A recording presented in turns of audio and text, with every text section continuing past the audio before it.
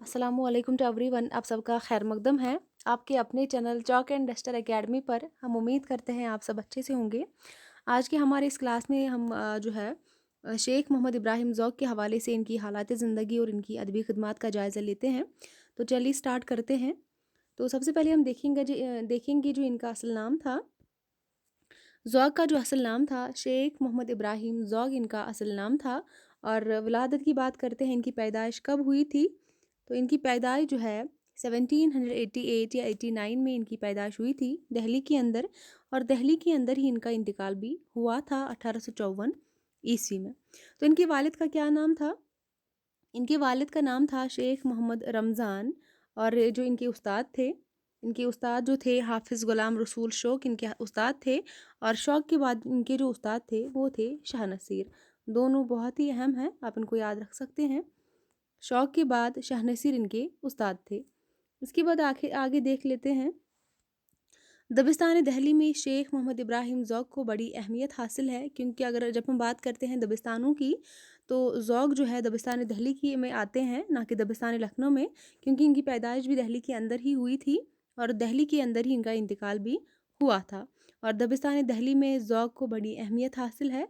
मोहम्मद इब्राहिम ज़ौक़ इनका नाम था और ज़ौक़ जो है इनका तखल्लुस था। मोहम्मद इब्राहिम नाम था इनका और तखल्लुस क्या था? ज़ौक़ जो है इनका तखल्लुस था। आगे देख लेते हैं। ज़ौक़ एक गरीब सिपाही मोहम्मद रमज़ान के बेटे थे। इनके वालिद का नाम शेख मोहम्मद रमज़ान था, जो कि एक सिपाही थे, दिल्ली में पैदा हुए थे। और ज़ौक़ ने पहले हाफिज़ ग़ुलाम रसूल के मकतब में तालीम हासिल की थी। और हाफिज़ साहब को शेर व शायरी का बहुत ही ज़्यादा शौक़ था। ज़ौक़ भी शेर कहने लगे। और शौक़ के बाद ज़ौक़ के जो उस्ताद थे शाह नसीर थे।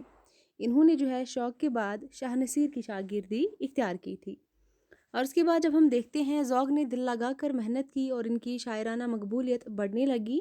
बहुत जल्द इल्मी व अदबी हलकों में इनकी जो है इनका वक़ार इतना बुलंद हो गया कि किला मौला तक रिसाई हो गई इनकी। और ख़ुद वली अहद सल्तनत बहादुर शाह ज़फ़र इनको अपना कलाम दिखाने लगे। और जब हम आगे बात करते हैं ज़ौक़ के हवाले से, ज़ौक़ को शाह अकबर सानी ने एक कसीदा के सिला में मलिकुश शुअरा और ख़ाक़ान हिंद का ख़िताब अता किया था। तो ये बहुत ही जाने जाते हैं। मलिकुश शुअरा का ख़िताब से भी इनको नवाजा गया था और साथ ही साथ ख़ाक़ान हिंद जो है इनको ये ख़िताब भी अता किया गया था। तो किसने ये जो है अता किया था? शाह अकबर सानी ने। और उसके बाद जब हम देखते हैं, ज़ौक़ कभी दिल्ली से बाहर नहीं गए थे, क्योंकि इनकी पैदाइश भी दिल्ली के अंदर ही है और इनका जो है इंतकाल भी दिल्ली के अंदर ही है। ये कभी दिल्ली से बाहर नहीं गए थे। वो हमेशा बहादुर शाह ज़फ़र के दरबार से वाबस्ता रहे। ज़ौक़ जो है हमेशा बहादुर शाह ज़फ़र के जो है दरबार से वाबस्ता रहे हैं। और ज़ौक़ और गालिब की जब हम बात करते हैं, इनके दरमियान मासिराना चश्मक रही है। जैसे कि हम बात करते हैं, जैसे कि प्रीवियस क्लास में हमने बात की है, सौदा और मीर की जैसी उनकी अदबी चश्मक थी, बिल्कुल उसी तरह ज़ौक़ और गालिब के दरमियान भी जो है एक हमअस्र थे और इनके जो है दरमियान मासिराना चश्मक रही है। इसके बाद हम देख लेते हैं ज़ौक़ के कारनामे। ज़ौक़ के हवाले से जब हम इनके कारनामे देखते हैं, तो सिवाय एक कसीदे के जो एक बुज़ुर्ग सैयद आशिक़ निहाल चिश्ती की मदह में है, इसके अलावा जो भी तमाम कसीदे जो ज़ौक़ ने लिखे हैं, वो अकबर शाह सानी और बहादुर शाह ज़फ़र की मदह में है। सिर्फ़ एक कसीदे के सिवा, यानी कि जो इन्होंने आशिक़ निहाल चिश्ती की मदह में लिखा था, और उसके अलावा बाकी तमाम जो भी इनके कसीदे हैं, वो अकबर शाह सानी की मदह में हैं और ज़फ़र बहादुर शाह की मदह में है। ज़ौक़ के कसाइद जो है,